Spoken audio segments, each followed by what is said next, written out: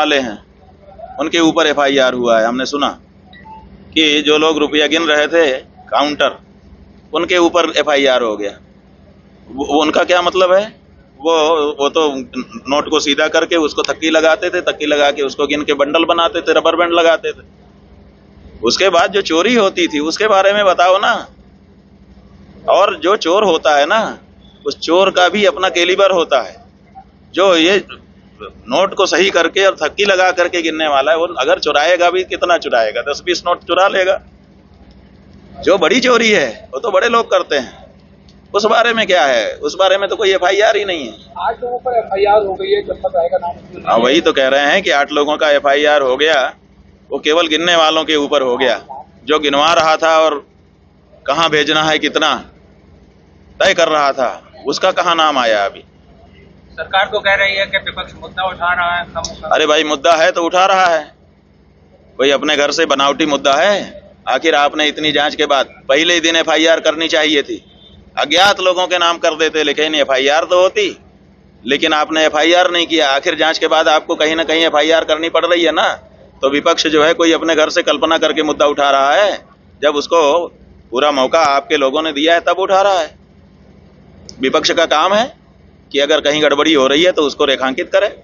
अच्छा है कि विपक्ष कम से कम ये कर रहा है, नहीं तो वो भी अगर इसी में अपना हिस्सा लेकर के चुप हो जाता तो हम लोग क्या करते? हम स्वागत करते हैं ऐसे कदम का। तो ये सब कुछ 24 नवंबर 2024 को यहाँ एक धार्मिक स्थल है, उसका निरीक्षण हुआ था, उसके बाद ये हुआ है। ठीक है, हमारा ये कहना है कि योगी की सरकार जब काशी में हमारे पौराणिक मंदिरों को तोड़ तोड़ करके फेंक देती है और उसकी मूर्तियां फेंक देती है, तब आप लोग ये प्रशंसा नहीं करते हैं कि इन्होंने बड़ा अच्छा काम किया।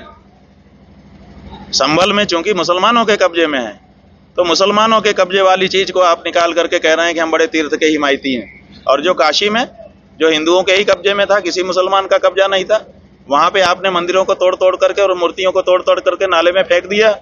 तब कहाँ गया था आपका हिंदुत्व? आप केवल संभल से प्रशंसा पा जाएंगे? आपका आकलन इतिहास करेगा और बताएगा कि औरंगजेब से भी ज्यादा अन्यायी अगर कोई था तो आप लोग थे हिंदुओं के लिए। बोलो क्या कहेंगे? 7 लोगों पर एफआईआर। हाँ जी, राम मंदिर के चंदे को लेकर क्या कहें? राम मंदिर के चंदे को लेकर के क्या कहें? राम मंदिर में तो मनमानापन शुरू से हो रहा है। ना तो शास्त्र की बात मानी जा रही है, ना तो वेद की बात मानी जा रही है, ना तो गुरुओं की बात मानी जा रही है। जो नेताजी चाहेंगे वो होगा।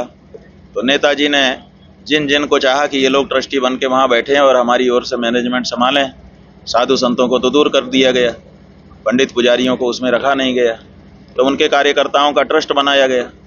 आप इसी से अनुमान लगा लीजिए कि जब कहीं पर कोई नया ट्रस्ट बन रहा है, उसमें लोग अपने विश्वस्त लोगों को क्यों बैठाना चाहते हैं? इसका मतलब है कि उनके माध्यम से उनकी कुछ बातें थी कि वो अपने विश्वस्त लोगों के माध्यम से करना चाहते थे।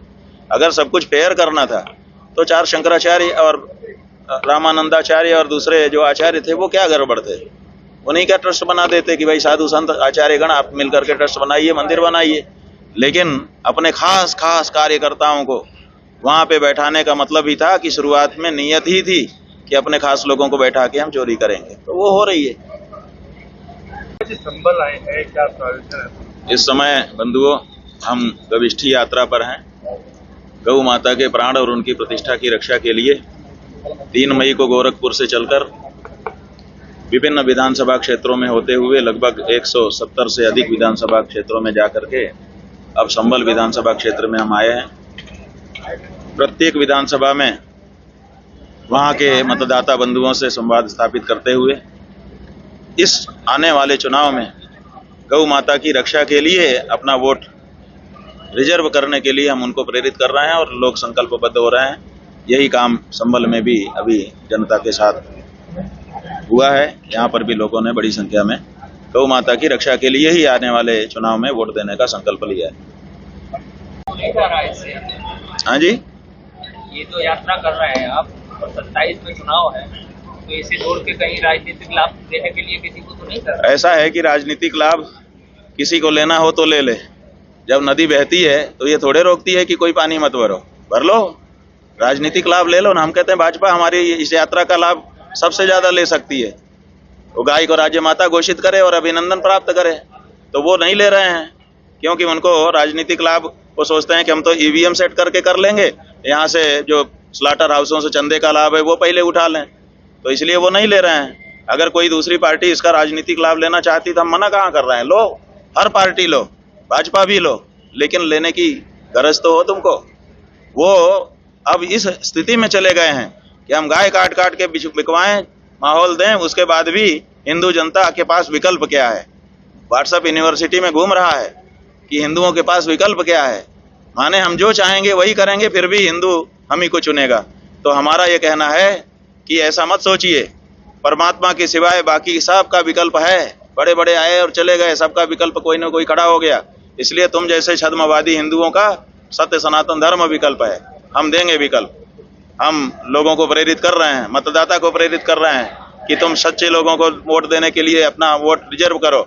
तो जब ऐसे लोगों को वोट देने के लिए रिजर्व हो जाएगा वोट, तो फिर कोई ना कोई तो अच्छा आदमी भी आएगा कि भाई मेरे लिए वोट है, मैं खड़ा होकर के इनका वोट लेता हूँ, वहीं से शुरुआत हो जाएगी, देख लेना। भाजपा को जो है नकली पार्टी का नकली पार्टी नहीं, पार्टी तो असली है क्योंकि चुनाव आयोग में पंजीकृत है। हमने ये नहीं कहा कि वो नकली पार्टी है, हमने कहा कि उसमें जो हिंदुत्व है वो नकली हिंदुत्व है, और उसका पूरा प्रमाण भी हमने दिया अपने व्याख्यान में, आपने सुन लिया कि जो असली हिंदू है वो वेद शास्त्र मानता है, ये लोग वेद शास्त्र नहीं मानते। असली हिंदू जो है वो गुरु मानता है, ये लोग गुरु नहीं मानते। असली हिंदू जो है वो पतिव्रता पत्नी मानता है, माने चरित्र के ऊपर दृढ़ता रहता है। इन्होंने समलैंगिकता का कानून बना दिया कि नहीं, अब समलैंगिकता अपराध नहीं है। व्यभिचार, एडल्टरी, उसका कानून बना दिया कि नहीं, अब वो व्यभिचार भी जो है अब गैर कानूनी नहीं है, माने अपराध नहीं है। तो ये सब छूट क्या हिंदू दे सकता है? क्या हिंदू संस्कृति के अनुरूप है ये सब?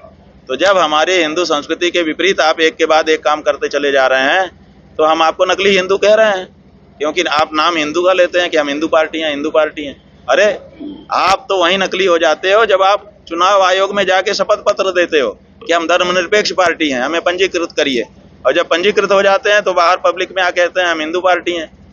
आप तो पहले धर्मनिरपेक्ष पार्टी हो ना। इस देश में जितनी पार्टियां सब धर्मनिरपेक्ष हैं, क्योंकि चुनाव आयोग धर्मनिरपेक्षता की शपथ के बिना पंजीकरण ही नहीं करता है। तो आप पहला झूठ तो वहीं बोलते हो, लेकिन हम मानते हैं कि भाई वो तो तकनीकी कारण से आपकी मजबूरी रही होगी, लेकिन आपके मन में हिंदू भावना है, ऐसा मान करके आप बोल रहे हैं, तब आपके आचरण हमको देखने पड़ते हैं, और आपके आचरण तो सब हिंदू धर्म से विपरीत ही है। तो हम कैसे माने कि आप हिंदू पार्टी हैं? इसका मतलब हिंदू पार्टी है नहीं, हिंदू धर्म के विपरीत काम कर रही हैं और नाम हिंदू का ले रही हैं, इसलिए नकली हिंदू ही तो हो गए, और क्या हुए।